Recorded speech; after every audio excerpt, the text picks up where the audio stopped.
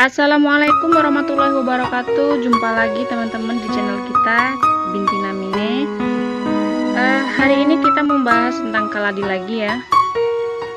Jadi pembahasan kita tuh hari ini masalah yang ada pada keladi, baik itu penyakit, pembusukan ataupun kutu-kutu yang ada pada keladi. Jadi hari ini kita membahas itu.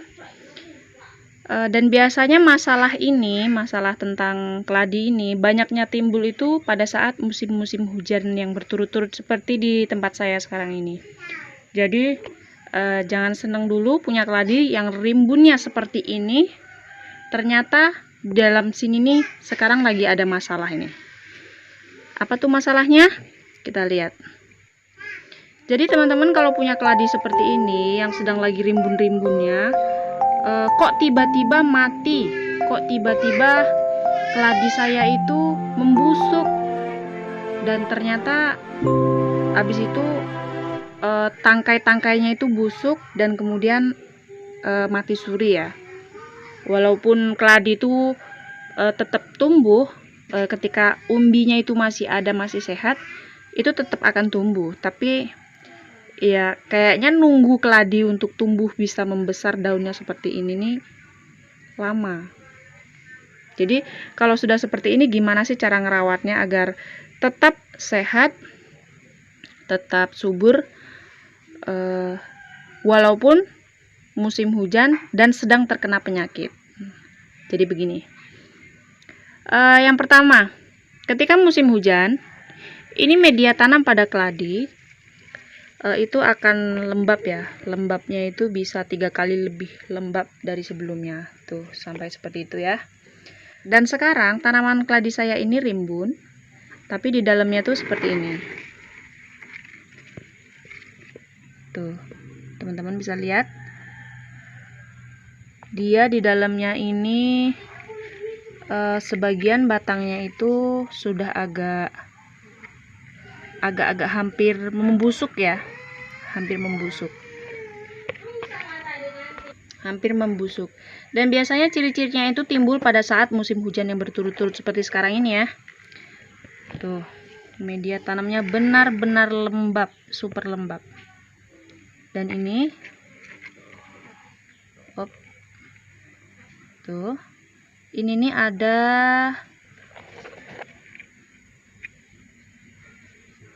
kutu-kutu pada tanaman ya. Dan ini kalau kita biarkan, tanaman yang kita punya sekarang ini yang rimbun seperti ini nih, dia akan membusuk dan kemudian mati suri. Sedih ya. Masalah yang kedua, jika musim hujan biasanya, tapi tidak musim hujan saja ya, biasanya tuh teman-teman lihat ya, semut bahkan sampai jalan di pot-potnya nih. Semut yang biasanya ada pada gula itu, dia akan muncul di dekat batang di dalam pot, yang biasanya itu di dalamnya sudah sampai bertelur kadang. Tuh kita lihat ya, tuh banyak. Nah seperti itu.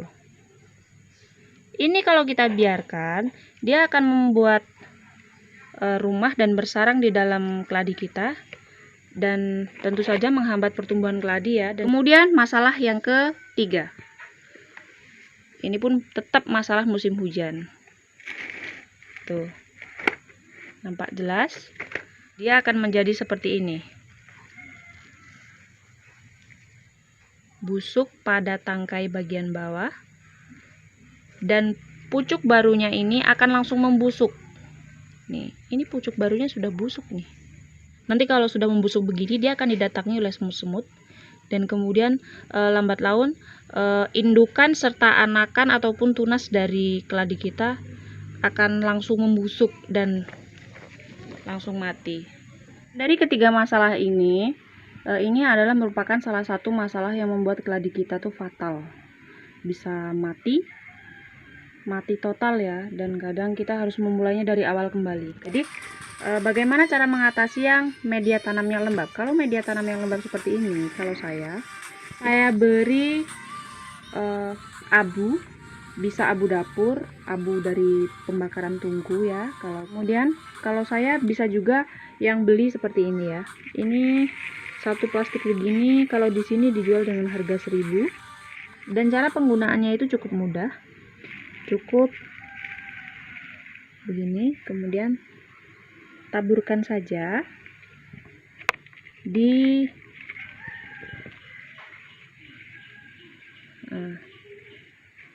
jadi abu itu ada mengandung unsur makro yang bisa membantu pemulihan rusaknya unsur hara pada media tanam kita, yang terutama di pot begini ya.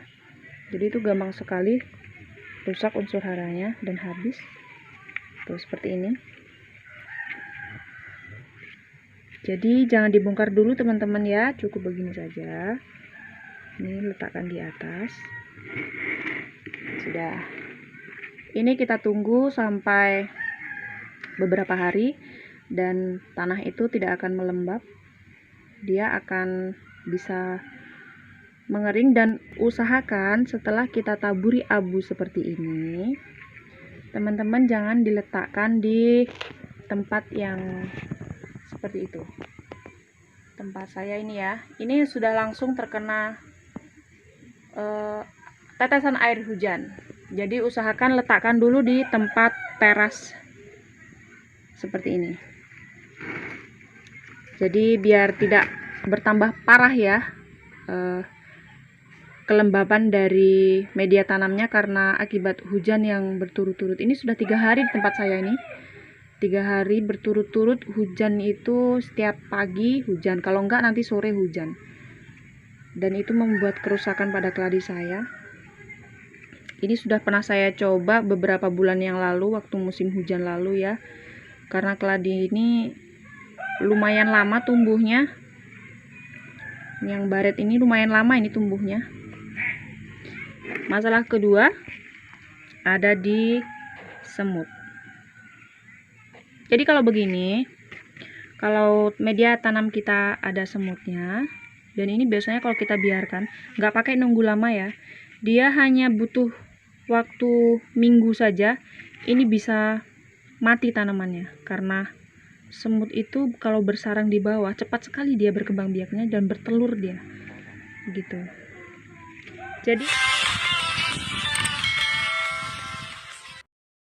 Jadi untuk mengatasi tanaman kita yang kedua ini, kalau teman-teman punya daun mint, itu bisa menghilangkan semut ya. Jadi daun mint itu kita blender, kemudian kalaupun tidak di blender, direbus bisa, direbus sebentar, kemudian dimasukkan ke tempat semprotan apa itu ya, kalau saya bekas spray itu, kemudian saya semprotkan begitu saja bisa hilang. Ada juga bunga. Tuh, kalau teman-teman punya bunga seperti ini daunnya ini baunya seperti mint. Daunnya seperti mint ya. Dan memang menyengat sekali baunya ini. Ini kalau kita blender sebentar, kemudian ambil airnya, semprotkan di tanaman keladi kita, itu akan menghilangkan semut. Jadi begini. Ini di dalamnya sudah ada cairannya. Cairannya warnanya hampir kehijauan ya jadinya ya. Bening sih sebenarnya. Cukup kita semprotkan saja seperti ini. Dan itu akan mengusir semut yang ada pada keladi kita. Ini sudah saya coba dan itu berhasil. Tapi kadang-kadang semut ini dia mau kembali lagi ya. Tapi tidak secepat kalau kita tidak memakai air mint tadi. Jadi bau dari mint itu mungkin mengganggu semut ya, makanya semutnya bisa kabur semua gitu.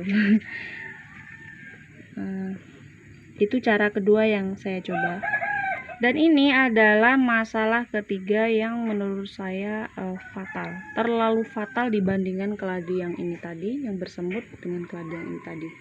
Jadi yang pertama kita semprotkan terlebih dahulu, kemudian yang kedua beri abu. Jadi caranya itu gampang dan mudah ya, dan ini cara yang bisa kita dapatkan di sekitar kita. Setelah seperti ini, sudah diberi abu. Kemudian teman-teman tambahkan media tanam di atasnya. Jadi kita timbun ya, yang seperti ini nih.